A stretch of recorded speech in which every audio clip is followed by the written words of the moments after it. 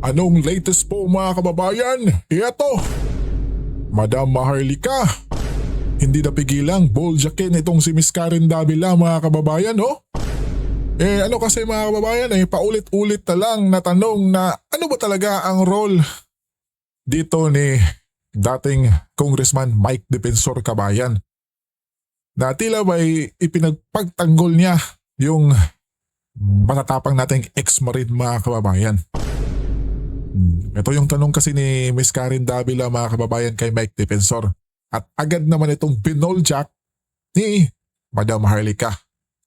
Pero bago yan mga kababayan, panoorin muna natin to mga kababayan. Trending to sa social media, no kababayan, na spot the difference of future president versus yung current nating presidente kabayan. Ako po, eto. Panoorin natin.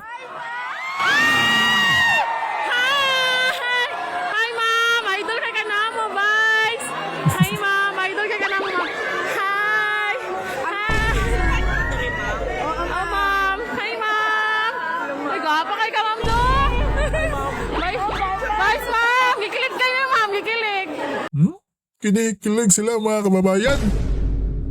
Habang papasok si BP Inday kabayan ay yung mga tao ay naku po, sobrang kinilig. Napasigaw mga kababayan. Nagkakagandara pa nang makita si BP Inday kabayan. Di po ba? Tapos itong ating Karen.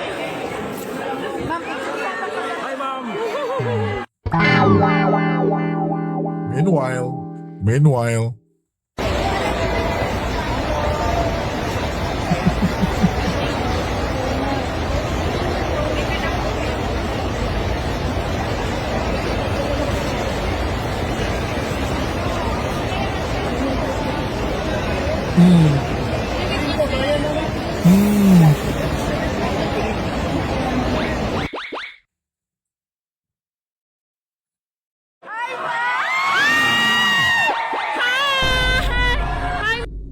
kita nyo yun kanina kabayan? Kaya trending yan mga kababayan yung pagsalubong ni Pangulong Marcos sa mga kababayan nating OFW na nanggaling sa Middle East mga kababayan. Ay naku po, walang peke sila sa ating mahal na Pangulo kabayan. Di po ba? Bihira mga kababayan, no? Dito mo talaga malalaman kung sino ang tunay na minamahal ng samay ng Pilipino. Di ba? Si BP Inday dito mga kababayan, may ipinamibigay ba to? Di ba? Yung mga tao nagkakandara pa sa tuwing makikita siya kabayan. Walang halong ano yan ha? Script kumbaga. Pero ito mukhang hindi na briefing yung mga tao ata dito mga kababayan, no? Na dapat, di ba? Pag nakita mo yung mahal na Pangulo, ay dapat yung magkakandara pa ka, dapat ihahag mo. Di ba mga kababayan? Kung pwede pa halikan mo. Di po ba? Pero wala mga kababayan. Kaya dito natin talaga nalalaman kung sino pa talaga ang totoong mahal kabayan. Pero itong si Pangulo, mahal mga kababayan kasi mahal na Mahal na yung bilihin natin mga kababayan ngayon. Kaya mahal na Pangulong Marcos to. Di po ba? Pambihira. At eto na nga mga kababayan, pakinggan natin si Madam Maharlika. So today, pag-uusapan natin ang kabangagan pa rin ng gobyerno ni Marcos Jr. at ang nakaambang, hindi taghirap taghirap na kayo dyan. Kahirapan dahil sa samot-saring kaguluhan sa mundo at sa bayan natin. But unahin natin ang ating kaibigan na si Mike Defensor. Ano ang role? Ano ba talaga ang punto ng expose, sabi ni Karen Davila? Marcos Bangag, inisnab ng mga OFW. So kung di pa kayo nakaka-follow sa ating Facebook page, at ating YouTube channel. Aba, ano pang Yup. inaantay ninyo, di ba? Yes. Mag-subscribe, mag-follow, at mag-trolling. Kasama yung mga trolls. Okay. Napanood ko kasi yung interview ni former Congressman Mike Defensor kay Karen Davila. Alam niyo naman to si Karen Davila. Nung panahon ni Pangulong Duterte, at nung time na tayo sumusuporta pa kay Bangag, galit na galit tayo kasi very anti, 'di ba? Very na, 'di ba? Super duper anti Marcos talaga. The way na mag-conduct siya ng interview. So today, pinagtiyagaan ko yung kanyang interview with Mike Defensor na kung saan tinatanong, ang pinaka-highlight kasi, mga kababayan, mga Yes palangga po, ko, madam. sa Yes. interview ni Karen Davila, okay, ang tanong niya doon, sa kanya galing yung ano daw ba talaga yung role ni former Congressman Mike Defensor at ano daw ba ang punto ng expose. Mhm. Alright? Sabi niya, ano ba talaga ang punto ng expose? Ang daming tinamaan. Yun ang isa sa mga katanungan niya kay Mike. Ang tanong, mga kababayan, kung ikaw ay matino na Pilipino, okay? O journalist. Okay, kung ikaw ay matino, hindi importante kung ano yung naging role ni Mike Defensor sa pag-expose ng 18 soldiers natin. Correct. At ano daw yung punto? Kung di ba naman bias or mararamdaman mo na mukhang may pinoprotektahan si Karen Davila. Okay? Bakit kamo, mga kababayan? Ang sinasabi niya dito, ano ba talaga ang punto? At bakit ang daming tinamaan? So parang, number one, ano yung role ni Mike Defensor? Hindi na mahalaga, uy, Karen, di ba? Yung bilat mo, ayusin mo pag nagtanong. Okay? Ano ba ang role ni Mike Defensor? Okay? Importante ba yung role niya Correct. sa ninakaw na bilyones sa kaba ng bayan, right? Ng mga bangag, ng mga sinasabi mong maraming tinamaan, katulad ni Marcos Jr., ni Martin Romualdez, ni Laila Laila Sabadilima, George Garcia, si Trillanes na Julul, yung mga ICC, di ba? At marami pang iba. Hindi na mahalaga kung ano yung role ni Mike Correct. Defensor o kung sino pa man. Ang mga halaga dito, Devila, kung ano yung naging impact sa taong bayan sa mga ninakaw na bilyones na pera ng bayan according dun sa expose ng 18 soldiers. Okay? At ito ay una kong in-expose. 'Di ba? Ayaw niyong pansinin naman talaga itong mga ganitong expose kasi sabi nga ng ating mga 18 soldiers doon sa kanilang affidavit ay may mga media na nakinabang. Kaya napatanong tuloy ako, Karen Develat, sabi ni Friedrich, 'di ba? Nakatanggap ka ba ng maleta? Kung bakit bilang isang part of the media, na tinatawag na fourth estate, 'di ba? Nakatuwang ng taong bayan na magsiwalat ng katotohanan, bakit ganun ang tema, yung line of questioning mo? Okay? Na tila bagang pinoprotektahan mo pa itong mga kawatan na ito. Tapos parang concerned pa siya kasi ano ba talaga ang punto ng expose? Ang daming tinamaan. Ang sagot kasi ni Mike, eto, tinignan natin. Ang sabi ni Mike Defensor, yung ano ang punto ng expose? Ang sinasabi ni Mike, wala daw itong script o agenda. Ang sinasabi ng mga sundalo ay kung ano ang nakita nila kung may natamaan. Hindi namin kontrolado iyon. Alright? Kung sinasabi ng gobyerno na may mastermind at ang mga tao niya, yung si Zaldico, sabi niya, tapos nagsalita, bakit hindi sila iniimbestigahan? Exactly. Ano ang punto ng expose, Karen Davila, na feeling matalino, nagtatalitalinuhan ka dyan, di ba? Pero hindi mo iniisip yung mga tanong mo. Okay, dapat nga tinatanong ang ini-interview mo si Bangag, at saka si Lisa Tanas, bakit na-implicate yung kanilang pangalan, 'di ba?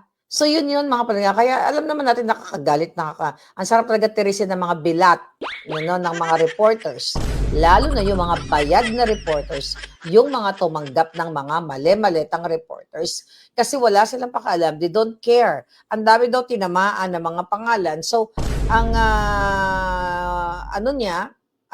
kanyang parang concern, parang ang dami-dami din naman, ano ba naman ang punto ng expose na, ano purpose itong expose na ito? Di ba naman kagagahan mo? Ang punto para malaman ng taong bayan na Correct. ninakaw ang pera. Di ba? Dapat nga yung mga 18 Marines na yan, tulungan mo para lalo silang mabigyan ng platform para marinig ng taong bayan, kasi kasama ka dito sa taong bayan unless, kung ikaw ay part of the Maleta Gang. Di ba? Baka makasuhan yang si Miss Karen. Pag nag-interview pag nag-interview sa mga 18 Marines, kasi kakasuhan ka ni Trillanes Kabayan pag nag-interview ka. Di ba? Anya kanina mga kababayan. Kaya itong si Karen, baka takot din tol ni Trillanes Kabayan. Pero hindi, parihas yan mga kababayan na, di ba, sabi nga ni Madam Harlika nga na nakatanggap ng maleta. O di ba, sobre mga kababayan. Di ba? Yun lang yan mga kababayan. Tapos, tama nga yung sinasabi ni Madam Harlika na sila kung Mike, sila Atty. Baligod, yung 18 Marines ay naglalahad lang naman ng katotohanan para matukoy kung sino yung mastermind kabayan. Di ba? Na dapat itong si Miss Karen ay tulungan mga kababayan. Di po ba? Hindi yung hina-highlights nila na anong role mo dito, Mike Defensor. Di ba mga kababayan? Siyempre obvious na obvious, tinulungan yung 18 Marines para mailantad yung mastermind kabayan. Di po ba? Di ba? Just like that mga kababayan. Tapos itong media ay talagang pinapaikot lang mga kababayan, Iniba, So ngayon, sila kung Mike na yung nasa hot seat mga kababayan.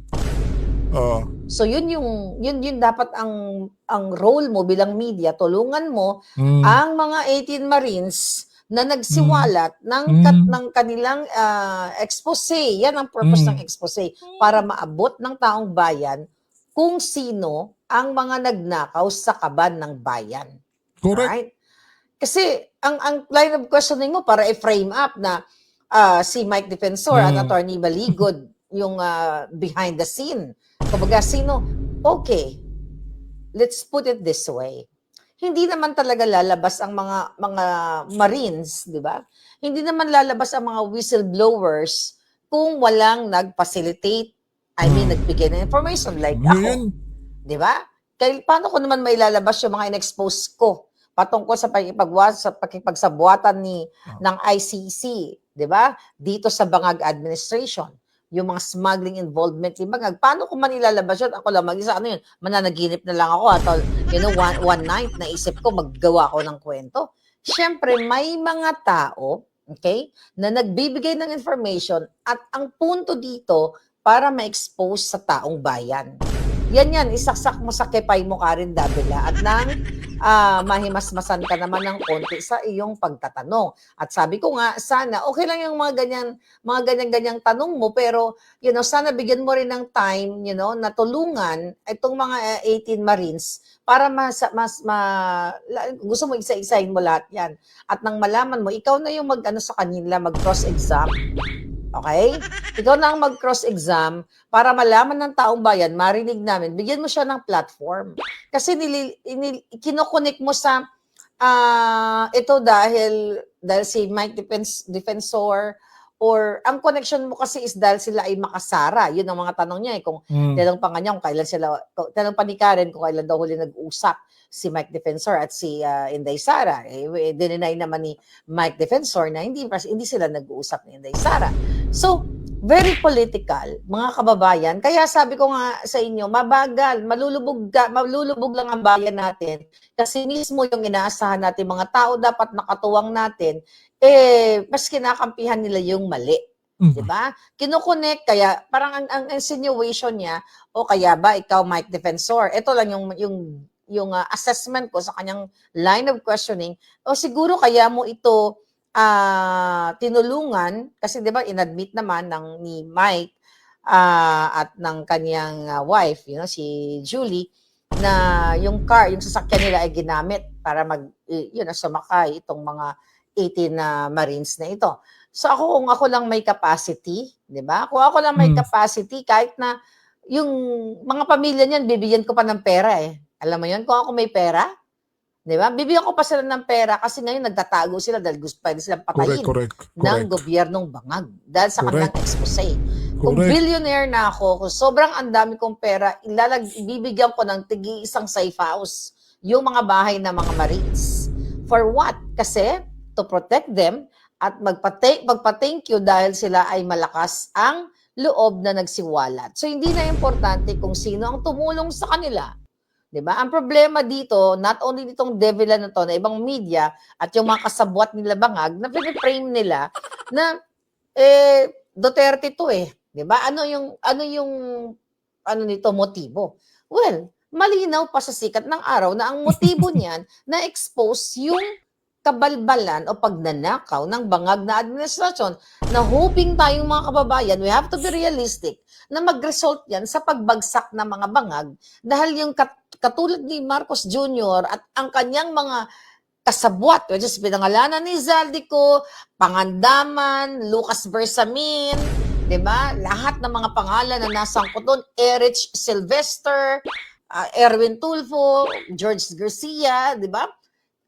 Gusto namin bumagsak ang mga bangag at nang matapos na yung kahibangan na yan. So, not only you, Devila, not only yung mga ibang, alam naman natin yan, mga kababayan. So, nililihis, kinukunik kay Inday Sara, hindi porket against ito kay bangag. Okay? Ay, may kinalaman na si Inday Sara. Okay, granting. Okay, tignan natin. Na may, kunyari, kinausap kunyari lang, okay, which is hindi, di ba? Kunyari, may kinonsult si Inday Sara, di ba? Kasi, parang sinasabi may statement si Inday Sara na dapat pakinggan yung 18 Marines. So, kung totoo yung sinasabi niya ng 18 Marines, which is naniniwala tayo, kasi may mga pictures, may mga supporting documents. So, ano ang problema doon? Di ba? Ano ang problema doon, Devila? Walang problema doon. Dapat katuwang ka pa sa taong bayan, 'di ba? Huwag niyong ilisang issue na may kinalaman ang mga Duterte dito. Dahil ako nung nag-expose ako, walang kinalaman ang mga Duterte sa mga expose ko hanggang kinasuhan ako ng 4 na kaso, okay, para patahimikin ako. 'Di ba? Ni pisong duling, okay? Hindi naman ako nanghingi at hindi naman ako inutusan ng mga Duterte na magsalita laban sa mga bangag, yung mga in-expose ko sa mga bangag, di ba? Hindi porket nagsalita ang isang tao ay may kinalaman na sa mga Duterte. It just so happened na aligned yung ating paniniwala sa ginagawa ng mga Duterte. Alam nyo yan, matagal na kayo nakakinig dito sa ating channel. So yan yon. Ano ba yung mga sinasabi niya? So pinapalabas ni Karen Davila na mukhang yun nga, pro Sara itong si Mike Defensor. Kung Mike. Alright? Tapos sinasabi ni Mike, Yes. sabi niya, hindi naman ako magtataka kung ganun yung perception. Pero kung isipin, kung ang resources ay hawak ng liderato, kasama si Bangag Jr., diba, at si Romualdez, at ginamit yung operation tulad ng impeachment at ICC, natural lalabas yun sa testimonya. Exactly, kaya nga nananawagan ang abogado at ang taong bayan, abogado, si Attorney Baligod, tayo lahat, na concern dito sa pagnanakaw, na i-open yung investigation dito sa 18 soldiers na ito. Diba? Para malaman ninyo kung may kinalaman ba si Sara, dahil yan naman ang gusto ang i-date niyo, o kung totoo ba yung mga ebidensya na inilabas ng 18 Marines or 18 Marines, mga sundalo natin, di ba? So para magkaalaman, isa lang sila diyan sa Senado, sa Kongreso. Pero bakit ayaw nila bigyan ng chance para mag-shine itong ating mga testigo, ating mga whistleblowers? Kasi ayaw nila malalaman ng taong bayan. It's the same with you, Karen Davila, interviewin mo isa-isa itong mga sundalong ito at nang mabigyan ng platform sila. Kung ikaw ay para ka sa taong bayan. So, saksak mo dyan sa bilat mo na hindi na mahalaga kung si Mike Defensor ba ay nag-facilitate, tumulong. Ang mahalaga dito ay ang sangkot ay ang presidente mong bangag. Na dati galit na galit ka, ngayon ay nakikipag elbow to elbow ka na. Bakit? Okay? Umaasa ka ba na mabigyan ng maleta o nabigyan ka ba ng maleta? Diba? Korupsyon ang pinag-uusapan dito. Ginamit ang pera ng bayan, nilagay sa maleta, kaya diyan ang kapwa mo Pilipino ay naghihirap. You talk about dakdak ka ng dakdak dyan sa 125 million na confidential fund na ginagamit against kay Inday Sara, pero gusto mong ilihis ang issue sa 805 billion pesos na in-expose ng mga sundalo na ninakaw ng Bangag administration. So yun mga kababayan. So nililihis. Muntik na mag-release. Nililihis ang issue. Diba? Ayaw nilang pag-usapan ng 18 Marines now. May post si Attorney Baligod, sinubpina na naman, diba? Attorney Baligod. So, sinubpina na naman. Pambihira ka ba? Na naman ng NBI. The latest subpoena we received from NBI is in relation to the cyber libel filed by De Lima and still in relation to the joint affidavit of the 18. So, sinubpina na naman kasi kinasuhan. Kumaso si De Lima, kumaso si Trillanes, ito recently, nagkaso na naman siya dito sa 18 Marines. Ganun sila manggipit. Katulad sa akin, wala kang pinagkaiba. Ako yung nauna mo nilang ginipit kasi ako pala yung pinakaunang nagsalita eh. Ako grateful ako kasi marami na nagsasalita ngayon. At least, marami ng palaban. Okay? Correct, Sabi ni Marze, buti pa si Jessica Soho, interview yung mga ex-Marines. Oo nga, maganda interview ni Jessica Soho dyan, mga kababayan. Yes, dudes Iroa, how are you? Di ba bias ang bilyonaryo? Bakit may segment doon si Zoraida? Ewan ko, hindi ko pinapanood si Zoraida, hindi ako nanonood ng pangit. Sabi ni Bing. O, hindi tayo nanonood ng pangit. Recently, mga kababayan, teka, ano pa ba yung mga tinanong kay former Congressman Mike, okay? So ngayon ang mga katanungan niya ay ayun, may coordination. Yun nga tinanong niya si Mike Defensor, may coordination ka ba kay Vice President Sara? Parang gano'n yung konteksto. O dininay naman ni Mike. So talaga laging ang ending is Inday Sara o yung mga Duterte. Korupsyon, pagnanakaw at paggamit ng pondo ng mga pagnakaw ng pondo ang ginawa ni Bangag. Yun, Karen Davila. So bakit ang mga tanong-tanong mo, imbis na sabi ko nga, imbis na tanong mo sana si Mike, gaano ka, dapat inano mo na how sure, bakit ka naniniwala na totoo ang sinasabi? Dapat ang mga questioning mo, bakit ka tumulong, bakit mo tinulungan, itong mga 18 na sundalo, ano ba yung nakita mo na, ano tawag dito, na mga ebidensya, okay? Correct. Kung bakit na-decide ka na tulungan sila. Yun. Diba? Ano ang sa'yo? Ano ang nag-udyok sa'yo? Kung bakit kailangan tulungan itong 18 Marines na ito? Ano ba yung compelling na mga ebidensya na pwede mong i-share sa amin? Hindi yung may kaugnayan ka ba kay Sara? Ito ba nasa likod ba si Inday Sara? Diba? Bakit? Ang daming tinamaan? Ano ba ang motibo nito? Putang ina. Diba? Imbitahin mo yung 18 Marines. Ano kasi yan, madam? Para sa akin, may script sila yung lahat. Di po ba mga kababayan? Di ba? Puro ganyan yung mga tanong kabayan sa mainstream media. Pag na-interview itong si dating Congressman Mike Defensor, ay nako po. Yan yung kadalasang tanong, ano bang role nyo dyan?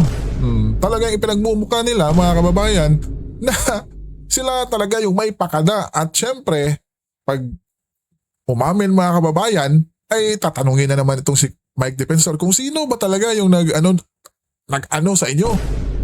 Oh. At yun na, yung sinabi ni Madam Maharlika mga kababayan, na mapupunta na naman yung pagsisisi dito kay BP Sara mga kababayan. Di po ba yun lang yung logic diyan mga kababayan? Di ba? May script silang sinusunod kabayan. Di ba? Para malihis. Mantakin mo kasi mga kababayan yung sinabi ng mga magigiting nating Marines ay may media na nakatanggap ng maleta ba yun or sobre ba yun mga kababayan? Di po ba? Oo. So meaning mga kababayan, yung mga mainstream ay talagang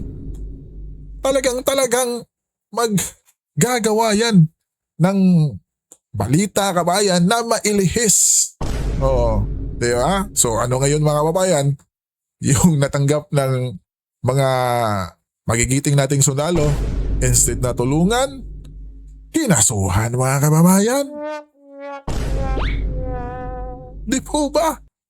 Grabe no kabayan? Instead na paulit-ulit na lang tayo mga kababayan na makita or matumbok na talaga yung mastermind. Di ba? Paulit-ulit tayo. At yun yung gusto ni Senator Marcoleta mga kababayan. Di ba? Na magkaalaman ha. Di ba? Pambihira naman mga kababayan ngayon. Di ba? Sino yung nakulong? Si Senator Bong Revilla o dating senator? Yun yung sinasabi na lang big fish mga kababayan. Yun ba yun? Di ba? Sanay na yun si Senator Bong mga kababayan. Di natin nga alam baka mga kababayan no? May deal sila. Di ba yung si Senator Bong yung tumakbo yan sa pagsenador yung nung nakarang eleksyon mga kababayan ay di ba kasanib puwersa nila yan kay Bongbong Marcos? O baka lang naman mga kababayan ha? Di ba baka lang naman mga kababayan? Kasi nagulat tayo. Itong si Senator Bong ay di ba kulong agad? Mihira. Para malaman mo kung ano yung katotohanan. Sabi nga ni Atty. Maligod at sabi ko rin, lahat ng mga ebidensya, videos, pictures, may metadata yan. Malalaman kung yan ay AI, magkaalaman tayo kung totoo ang sinasabi ng 18 Marines. Ngayon pa lang inaatake mo na at kasama na, inaatake mo na ilihis ang issue na kaya ito lumabas ang 18 Marines kasi may nag-udyok. Kasi merong Mike Defensor, kasi may Atty. Maligod, natural. Alangan naman sila lang. Sa labanan ng katotohanan, kahit sa labanan ng kademonyuhan, katulad ng mga bangag, may kakampi sila. Alangan naman hindi namin kakampihan yung mga 18 sundalo. Correct. Or more than that, yung mga susunod na lalabas, di ba? Bakit hindi mo gisahin si Martin Tambaloses Romualdez sa interview mo? Na ito, napangalanan ka dito, ganyan, ganun. Bakit hindi mo gisahin? Bakit hindi mo interviewin si Lisa Tanas? Wait mga kababayan, tama no? Di ba dapat pag-fiestahan ng mga media yang si Martin Tamba mga kababayan? Di po ba? Yan yung dapat interviewin mga kababayan. Di ba para maliwanagan tayo? Di ba kababayan? Pero, asa na mga kababayan? Wala mga kababayan. Matapos yung paglabas niya dun sa ICI nila, wala na mga kababayan. Wala na po. Di ba? Noon nga bawal yang banggitin, di po ba mga kababayan? Lalong-lalo na dun sa Senado. Pambira mga kababayan, no? Grabe. Ay, nako kabayan. Bakit hindi mo interviewin si Bangag Jr.? Bakit hindi mo interviewin si Pangandaman? Si Lucas Bersamin? Bakit hindi mo interviewin si De Lima? Saka nasasangkutan lahat ng mga bigatla dapat interviewin mo. Di ba? So ngayon, yan mga palangga, ang kanilang ginagawa. Well, tulong-tulong naman kasi talaga yung media para idiin, okay, ang mga Duterte. Okay? Tignan mo, Wala nga silang pakialam kay ano, 'di ba, kay Master Sergeant Gutesa. Hmm? Ano nangyari doon kay Master Sergeant Gutesa, hindi na natin alam kung ano nangyayari dahil pinatahimik na ng mga walang hiya. It just so happen, nung ako ay nag-expose, hindi nila ako kayang patahimikin. Yan ang una nilang gawin, patahimikin si Maharlika. So, Naku po, madam. tinulungan ni Defensor, ang ano dito, ang bottom line dito, Devil, dapat mailabas sa taong bayan kung may katotohanan ng expose ng 18 Marines. Hindi na importante kung kinontak, sinong tumulong. 'Di ba? Kung matino kang media personality, kaso kailan ba naging matino ang Karen Davila? Puro formal lang. Puro trying to impress na magaling na reporter. 'Di ba? Kahit gaano ka kagaling na reporter, kung ang puso mo ay vested interest lang, para lang sa sarili, wala kang pakialam sa bayan mo, wala ka ring saysay. Kahit ano pang mga kaeklatan, yung mga dramatization, matagal ka na sa media, 'di ba? Matagal ka na sa media, tapos, hindi mo, well, it's sad to say, majority sa mga media, mga kababayan, ay tumatanggap ng maleta. 'Di ba? Hindi mahalaga sa kanila kung makikinabang sa mga expose ang taong bayan o mabitay ang mga may kasalanan, wala silang pakialam diyan. Ang importante sa kanila, meron silang mga maleta, may pera silang natatanggap, may payola sila, at nakakapagbiga-biga sila sa iba't ibang sulok ng mundo. So karamihan sa media ganyan. Kaya nga, ano bang napatunayan ni Karen Davila? 'Di ba? Puro, nung panahon ni Duterte, galit kay Duterte, galit nung naggangampanya tayo kay Bangag, galit kay Bangag. Ngayon, alam nila na punong-puno ng pagnanakaw, punong-puno ng pangbababoy sa taong bayan. 'Di ba? Malaman mo, interviewin mo yung 18 Marines para makita mo kung sila ay cross-exam mo na rin. Magpanggap ka na rin na ikaw ay, tawag dyan, na ikaw ay abogado para makita mo. Kasi kinokonek mo sa mga Duterte. Yun, mga palangga. Alright mga kababayan, hanggang dito na lang po, no? At maraming salamat kay Madam Maharlika mga kababayan. At huwag natin kalimutang i-like natin yung Facebook page ni Madam Maharlika mga kababayan. Di po ba? Pambihira.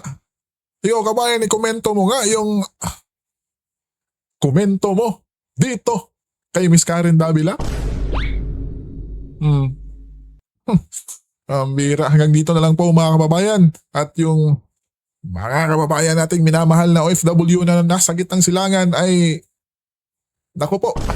Ingat po kayo palagi dahil yung ating mahal na Pangulo ay naku po, wala pa raw crisis dito sa bansang Pilipinas mga kababayan. Ano yung sinasabi nila kabayan ha? Crisis sa langis, wala pa rin daw po. Ayun yan kay Auntie Claire kabayan. Iyato. Maraming salamat po mga kababayan. Ingat kayo.